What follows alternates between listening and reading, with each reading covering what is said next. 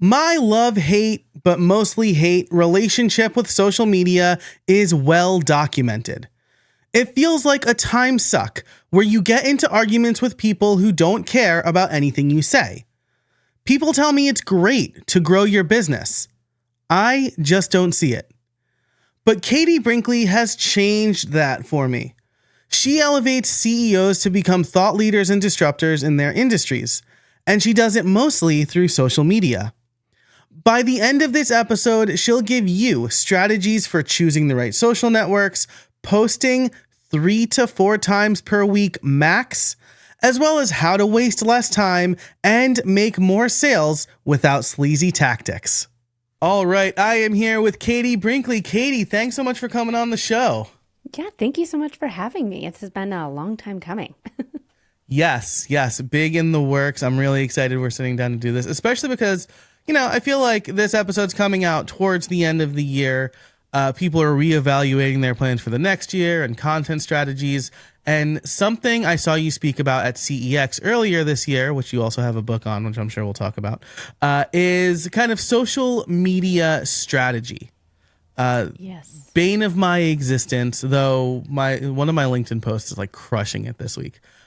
So let's level set here. We are going to talk about this more in Streamline Solopreneur Accelerated, but should we be posting from a brand account or should we be posting from our personal account? What is your goal? I mean, it really, what is your goal? Because if you want to get more leads in, having that brand account, and what platform are you on? Those are my 2 questions for you before I answer. What platform are you on and what is your goal? Good question, right? And I guess this is perhaps something that we will dive into here in Act 1 of our interview, right? Is that we do feel like we need to be everywhere. Mm-hmm. So maybe before we even talk about this, we should talk about, do we need to be everywhere? If we don't, how do we decide where to be? I hate Twitter, even though I'm still, X, even though I'm still there. I feel like maybe LinkedIn is the place I should be, but also if my audience is busy solopreneur parents, Instagram has big parent energy based on my recommended feed. Yeah, exactly. So maybe this is the first thing, how do we decide which platform we should be on, or do we need to be on all of them? Well, the answer is no, you don't need to be on every platform because all of them have different audiences and they all have a different culture. If you think about the way that people are showing up over on TikTok, it is very different than the way that they're showing up over on LinkedIn, which is also very different than the way that they are showing up over on X. And the lifespan of a post is very different between all of these platforms. So, I mean, if for X, the average tweet, which is still called a tweet, even though it's been renamed to X, but it's only a few minutes. Whereas on LinkedIn, it's hours and can even be days, depending on, like you said, you have a post that this week is crushing it. And every time someone engages with it, it pushes it back into the algorithm. I love LinkedIn's algorithm. It's kind of like 2014 Facebook. So, I mean, it's great to know what your goal is from being on these platforms. And you said LinkedIn, Instagram, and Twitter. You didn't say the OG, Facebook.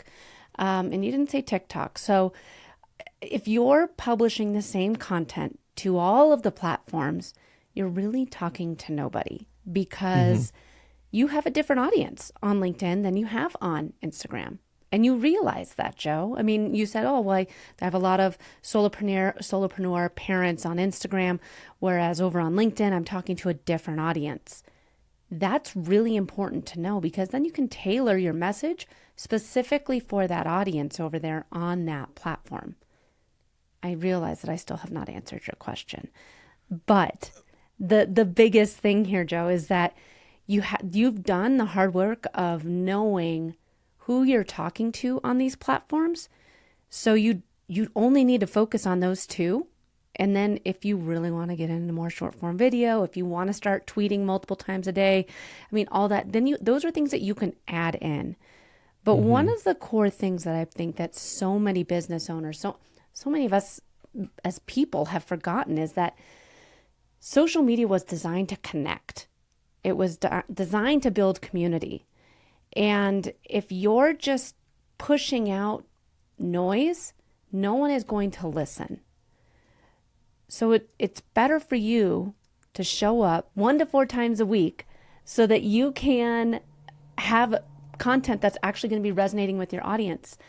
When I was like March of 22, it was a really rough month for me, and I was burnt out. I was not feeling like creating any content. And it was still one of our best sales months for Next Step Social to date. You might say, okay, go on. And it's because even though I wasn't creating content, I was still showing up on the 2 platforms that I had dedicated to for 10 minutes a day and connecting, commenting on other people's posts. That's where the true magic happens. So if you are not even spending time connecting and engaging on these platforms, they're not going to work. You could be on all of them. It's not going to work for you. You could be posting 42 times a day. It's still not going to work for you. You have to be doing the outbound engagement. This is a really good point, right? And to your earlier point about kind of understanding audiences, right? I'm a big workflows process guy, and I use Publer. And so I will create a short form video, push it to multiple platforms, and the numbers are so obvious that this is not the right approach, right? On TikTok, I got a video about editing, where I'm basically like, if you insist on doing your own editing, on TikTok, it got like 2,000 views. On Instagram, it got 200, right?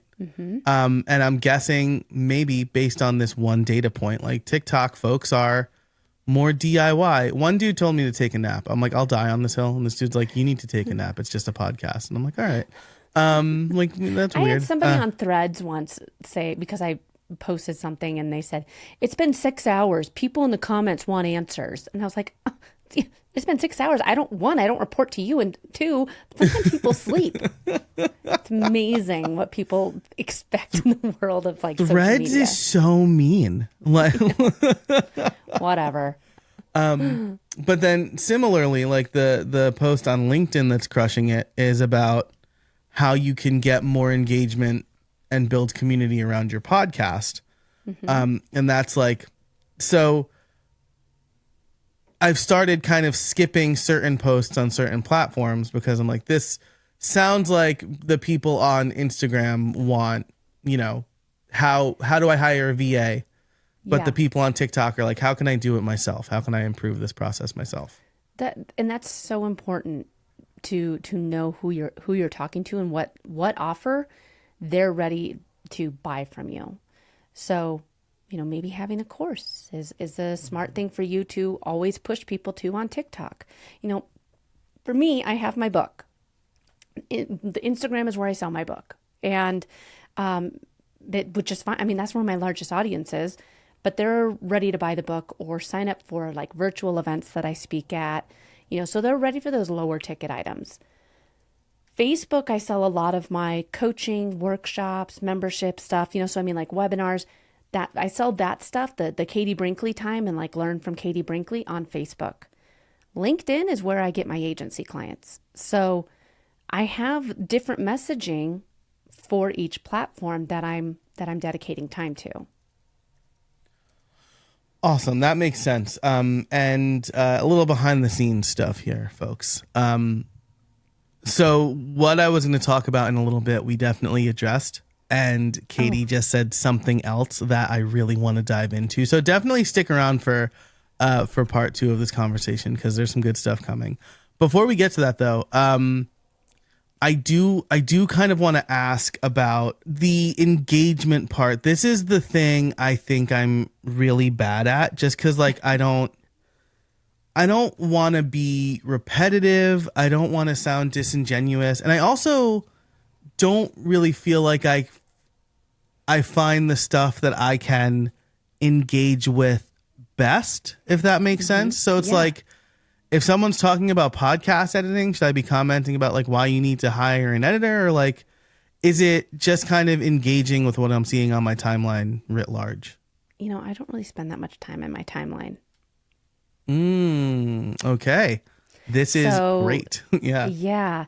And I think that that's, I mean, it's what platform, Joe, when you are on your way or sitting in the carpool pickup line, you got 10 minutes to kill. What are you opening to kill time? You're not working. You're opening an app to kill time. Ooh, I usually open Instagram first. Instagram's your I mean, go-to. I open my email first, but if we're talking social media, Instagram. Yeah, Yeah. okay. Okay. So, I mean, for you, your place of killing time and just seeing what's new is Instagram. Is that right? Yes. Okay. So, what if you, instead of just scrolling the feed and wasting your time, which no offense, that's what you're doing because you're Yep. trying to, I mean, you're just killing time. What if you could make a sale about it during that time? Or what if you could get a couple new followers? And this is where you've already done a lot of the hard work. You know who you're talking to on these platforms, like who your audience is, what they connect with. Hashtags are still really, really relevant. But make out a list of 10 different hashtags that your ideal client or customer is using. So I speak at a lot of real estate conferences and like go to different brokerages and talk to them about social media. I'm not a realtor, but I spend a lot of time in the hashtag Denver Realtor. Why? Because I want all the Denver real estate agents to be like, oh man, I didn't know that you could come and speak to my brokerage. Come talk to our brokerage, Katie. So I spend a lot of time in that hashtag, not selling them. I'm just, oh, I love the Wash Park area. Oh, this is such a great, great listing, whatever. Just leaving genuine comments on their posts. We all love it when people comment on our posts, right? So how would it feel if you left a comment on your ideal client or customer's post and it was just genuine? 10 minutes putting yourself out there in front of your ideal client and customer by paying it forward. Wow. You just blew my mind. Which is like hashtags are like a thing for a long time, and it's just like not something. And also, okay, I'm starting 14 different thoughts here, so let me rewind a minute. And it's so funny because I've always pictured Instagram until recently as like a place where I post pictures of my kids and cigars. And I should say like my kids, comma, and cigars, not my kids with Say, cigars. I hope you're not giving your kids cigars No, yet. I'm not a monster. They can make that choice when they're old enough to make that choice. But again, like the Instagram algorithm shows me so much. Like it very knows I'm a parent, and so I'm probably getting recommended a lot of stuff from my ideal clients anyway. But based on what you've said here, it feels like I should like Well, it's re-download. fixing your feed too. It's fixing the right people to it. So a lot of times, I have the 4-post strategy, and the strategy is very effective. But for people that say like, I've been doing it and it's not working, the wrong people are seeing your content, and it's not your fault. You just have to actively start getting into the right feeds. So how do you do that? And it's by knowing who your target audience is on that said platform. Yeah, this is a really good point, right? This is like I get frustrated on Facebook because I see most of my feed is ads and pages that I'm not following. And I'm like, I don't want to see this, but you know what? Facebook knows how long I stop on those and that I'm reading it. And it's so true, Joe. It's so true because like my Reels feed on Instagram sucks. It's so boring. God, it's so boring. But over on Facebook, man, is it entertaining. It shows me, clips from Schitt's Creek. It does like people that talk for their animal videos. Like I love my Facebook Reels feed. yeah. It's so different from my Instagram feed. And I'm like, well, Facebook knows these are the posts I spend the most of my time on. Whereas on Instagram, what am I doing? I'm talking mostly about social media. This is where you have control over the content that you see and that, is being shown to you. How can you fix it so that regularly your ideal client shows up in your feed? This makes perfect sense. I like this a lot, which is which brings me to kind of the big question that I think is a sticking point for a lot of people that I think you've already proven is not true, but it feels like it's impossible to sell on social media. I have a half-written thought here. If you see the document that we're sharing here that says, "Doesn't the audience publish?" I meant punish. Doesn't the audience like punish you for trying to sell too much on social media? Well, I don't think that the algorithm and the platform punishes you. I think it's your audience. Because who wants to, I mean, you're just showing up to kill time, right? You're just showing up to be entertained. Entertain me, teach me something for free. You know, who wants to show up and be sold to? Do you like, I mean, QVC, like the Home Shopping Network, that stuff is still around, right? But in that regard, like how much, like on Channel 4, which is the where CBS here in Denver, when the Broncos are playing in the afternoon, in the morning, they don't show an early football game. It's some stupid infomercial. And most of the time, you'd think after 40 years of living here and watching, you know, the Broncos play on Channel 4, I would realize that. But every single week, I get sucked into that stupid infomercial that plays instead of some other game, some other AFC game. And I get mad and I get frustrated and I turn it off. I'm not even watching it. I'm just mad. So who wants to show up on social media and be sold to all the time? I know I don't. How can you be talking to the right people, make them interested in your product, make them think of you as the thought leader, say, build that community and be like, hey, I am the person that you can trust. By the way, I have this thing. So I think that how can you get the right people raising their hands for your offer is the biggest hurdle to get over. And just realize that no one wants to be sold to all the time. Yeah, this is a really good point. First of all, I didn't realize that this is dumb, I guess, but the infomercial thing like drives me crazy, especially because like I live in Pennsylvania now, not too far from QVC, as a matter of fact. And I still want to watch the Giants games. And so when the Eagles are not on at the same time as the Giants game, I'm like, oh, this is great. I'll be able to watch the Giants game. And I just get a screen that's like, well, this game is not available to you. Yep. Because I'm doing it on like a streaming platform. And I'm like, this is, you're literally just showing dead air instead of another game. Right? So frustrating. Yeah, unbelievable.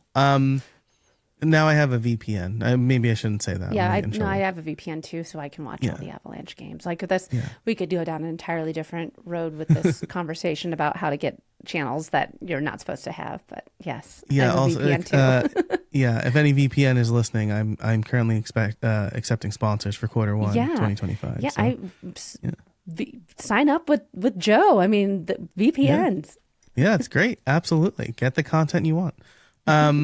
So another maybe I don't want to say myth, but like common thing that people think about with social media is it seems like it rewards engagement, which you've already talked about, but B also like wants to keep people on the platform. So like if I'm selling, right, and this is probably the wrong approach, right? If I tweet like, hey, I have a new course out, click here to buy, you can imagine that post doesn't do very well, right? So correct.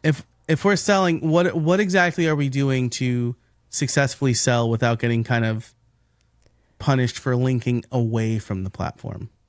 Yeah, and I think that's one of the no matter what, actually just an entire podcast episode about this, where should the links go?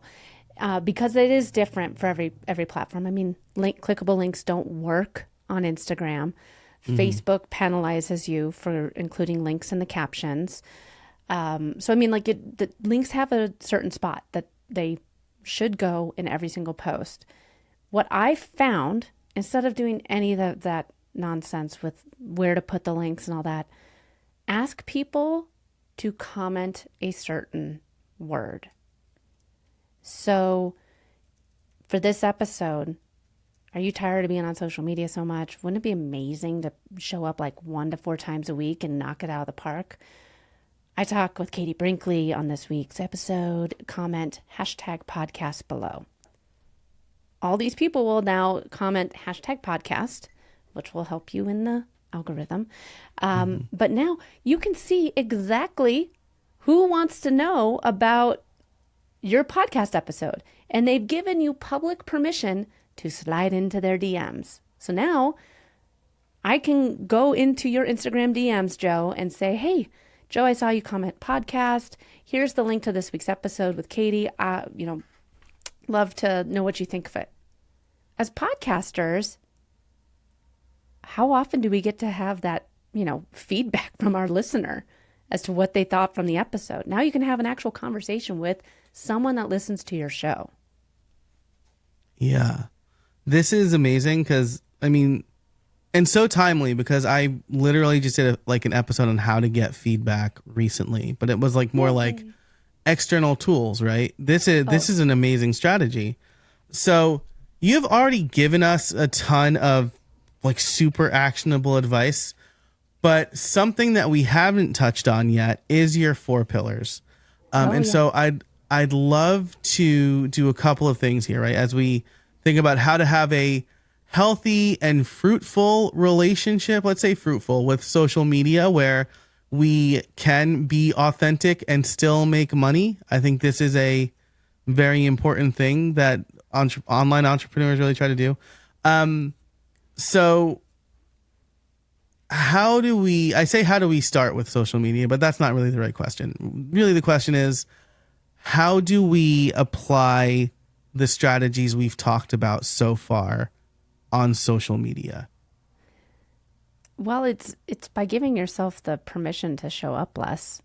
I think that we've, one thing that, good or bad, that came from COVID was that when COVID happened, we all had nothing else to do and no other way to connect other than social media and our phones. And so we started showing up all the time. And it was great for, building connections and seeing the person behind the brands, which, I don't ever want to go away. However, it did create this culture of more. We have to create more content, more. And honestly, how successful is your business if you're on social media all the time?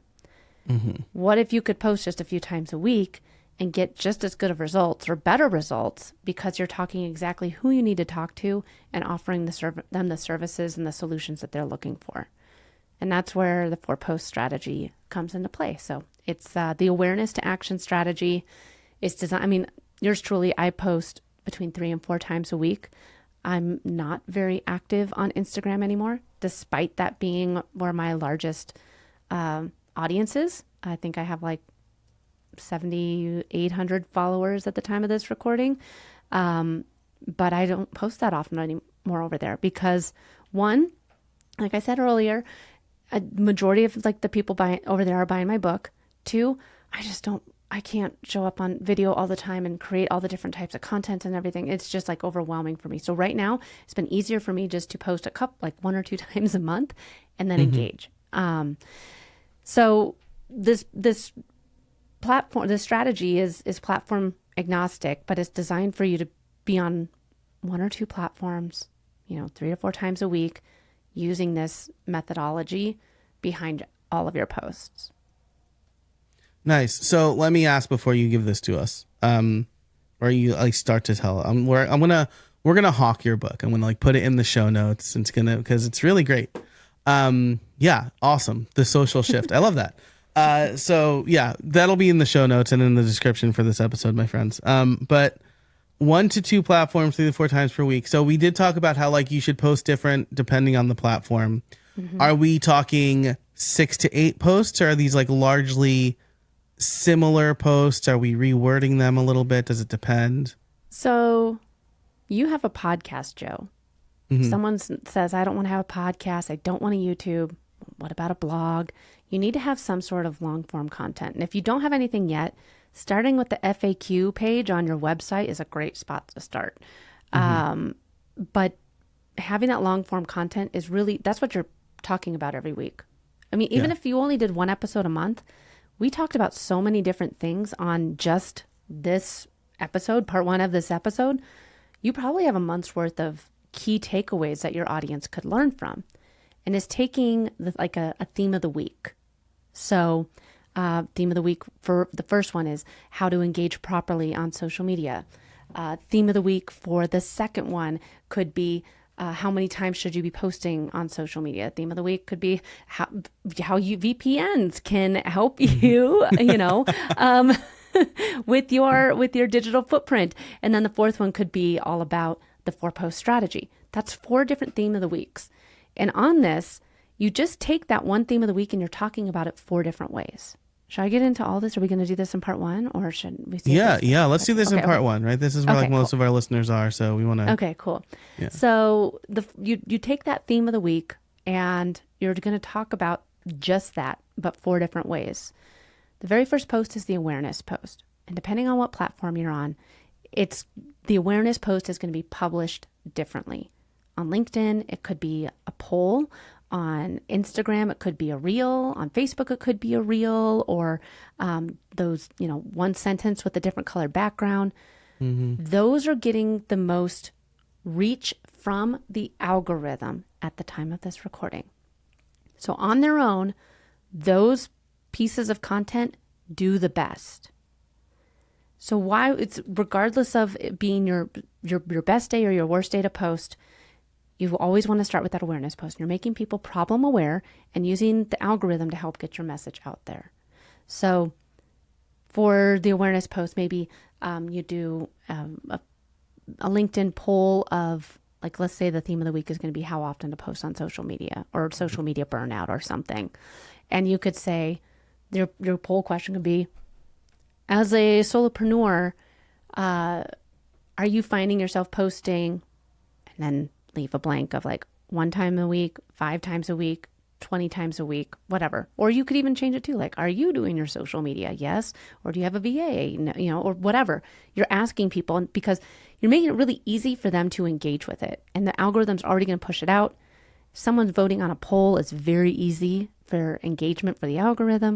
And you're making people problem aware of what you're going to be talking about for the rest of the week. The second post is going to be the elaboration. And this is where you step in and say, I actually have the solution to this. And you can write a LinkedIn article. You could do a long Facebook caption, a carousel post over on Instagram. And you can say like, one of the many myths is that you need to post shockingly, most solopreneurs post 18 times a week. I'm just making this up. Mm-hmm. And then you can do like a slide for like, if you're on Instagram, and be like, who has time to create 18 different pieces of content, and just swipe through with like 1 sentence on each slide talking about why you don't agree with it or anything like that. Like, studies have shown that, posting 4 times a week is just as effective. Whatever. You're elaborating on what you made them problem aware of. The third post is the easiest post of the week and the one that you should look forward to every week because it is the community post. And this is where you get to share your side of the story or how you helped a client or customer overcome this same problem. Joe, you can say like, honestly, social media really did not work for me at all. I hated it. And I was on X, I was on this, I was on that, and I wasn't seeing any results. And I really wondered why I was even wasting my time there. But then I started doing the 4-post strategy and everything changed. Whatever. And you tell your story. Maybe you use a screenshot of you and me. Or, we've gotten to meet in real life. Like, I'm pretty sure we have a selfie together. Use a picture of me and you in there. Yeah. And then there you go. Now you can say your story, how it helped you, how you were feeling that same struggle as your ideal client avatar feels. Notice we still haven't asked anybody to listen to this podcast episode. We've just been talking about it all week. Mm-hmm. Well, that's where the action post comes in. And you can finally ask people who've been engaging with you all week long to go listen to the podcast. There's an entire episode all about this. Learn more about it. How can it help you too? So now you've got the right people into this funnel of ready to listen to your show. And that's when you can say like, comment podcast below and I'll send you the link. Yeah. Now this is great, right? Because you're giving a bunch of value up front. before you ask for anything. So it's not just like a, hey, go listen to my podcast, right? Yeah. I mean, this is like classic marketing. People need to hear a message 7 times or something, right? Like that, right? Or they need to see something 7 times. So this isn't necessarily 7 times, but it's still showing up with the same thing over and over again, Yeah. framed differently. And you're like, hey, you clearly are interested in this, right? And Exactly. yeah. Well, and even if, and that's where too, like if you have that theme of the week, and that's why I said if you wanted to start just even with the FAQs on your website, I mean, that's stuff that you should know the answer to. How can you talk about it 4 different ways? And it's Right. going to hit people the way they best consume content differently. Like, so for me, I really enjoy reading a nice long article, because I have 2 kids at home, and if I do anything with sound, they're like, what are you looking at, Mom? Can I see? So I mean, like, I like a nice long article or, carousel posts. It doesn't matter if it was from 2 days ago. I'm going to engage with it before I'm going to turn the sound on my phone to watch this video. So I mean, everyone consumes content differently. These platforms have created different ways of creating content so that you can create a number of ways. If you're creating content a variety of ways, not only are you making the platforms happy, you're speaking to your audience on how they best consume. Yeah, that was the most relatable thing I think I've ever heard about watching something with sound on and your kids going, "What are you watching?" This is like my kids had eaten dinner. I came up from the office later than I wanted to because I had a call with somebody in Australia, and I just like sat down at the dinner table, my iPad, and just like put on YouTube, and it was like catnip. My kids are like, "What are you watching?" I'm like, "Go away." Yeah, I mean, it's crazy. It's crazy. Like, I'm like, God, how did you even hear that? You weren't even in the room. Right. You were yeah. watching your screen. I know. Nothing. Go away. Yeah. It's just a video. It's boring. I always say it's boring. They don't believe me. This is great. Okay, so wrapping up the main show here, the awareness to action framework here, your 4 pillars: awareness post, elaboration post, community post, action post. This will be, again, I'll put this in the show notes. Now you go deep on this, right? In your book, The Social Shift. You want to talk about that really quick? Like, in the book, it's actually just chapter 8 that I get into it on. I really feel like we're using social media wrong. And as somebody that has 2 kids, they're 7 and 10. They're like on the last years before, they get addicted to their phones. I really want us to change how we are using social media. It's not designed for us just to be, it made me so sad. I took my kids to the park, and there's a group of teenagers sitting in a circle, all sitting on their phones, staring at their phones, not even talking to each other. I'm like, what is the point? No one's even talking to each other. No one's engaging, and they're in real life together.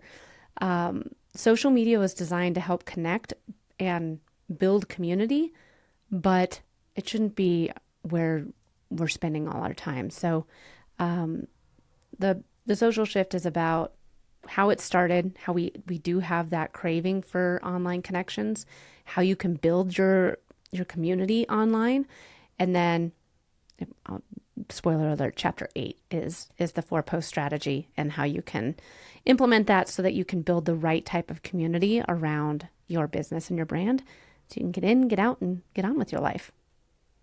I love that. I forget if I got this already, but I just bought it on Amazon just to make sure. The Kindle version. Yeah. So that's fantastic. Again, what you said really has resonated with me. We took our kids out to dinner to Red Robin. Yum. And love Red Robin. They're like their burgers are great. But we were sitting kind of across from a family where the parents were both on their phones, and each kid was on their own Kindle Fire. And I'm just like, what is the point of you being here right now? Exactly. You could do that at home. Mm-hmm. And it really bummed me out. Yeah. Yeah. That's like, we have a strong rule, like no screens when we're out to dinner, unless my kids are 7, 4, and 3. So like if they start to get like rammy, then it's like, all right, fine, watch this. But like my oldest, like no screen when we're out to dinner now. Like talk to us, tell us about you have enough stuff going on in your life right now. Like you're Yeah. taking cello lessons. Like tell us about that. So Yeah. yeah. Yeah. So And it's love that. yeah, I mean it I think that it's also helped me realize too, like since writing the book and developing the strategy, like how many times like I was just going on like I got okay, we're not talking right now. What's going on my phone? And that's I think that we enjoy being present with the people that you're with, even if it is the silence. So Yeah. Yeah. Absolutely. I'll wax poetic more about that in the pro show. But Katie, this has been amazing. If people want to learn more about you and get a copy of your book or whatever, where can they find you? yeah, you can find, well, I'm on social media. Like I said before, LinkedIn and Facebook are my places. And then you can check me out online at katiebrinkley.com and get the book there, all of the things.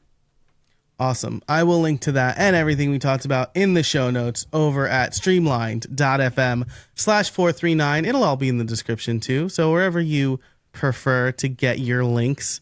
And then in the pro show, we are going to be talking about branding and positioning on social media. What should we have accounts for? Also, you said something at the beginning. I go to a lot of real estate conferences. So we're going to talk about why that is in the pro show. I think I know why. But you can become a member at that same link, streamlined.fm/439. Katie, thanks so much for joining us today. I really appreciate it. Yeah, thanks so much for having me. Thank you for listening. Thanks to our sponsors. And until next time, I'll see you out there.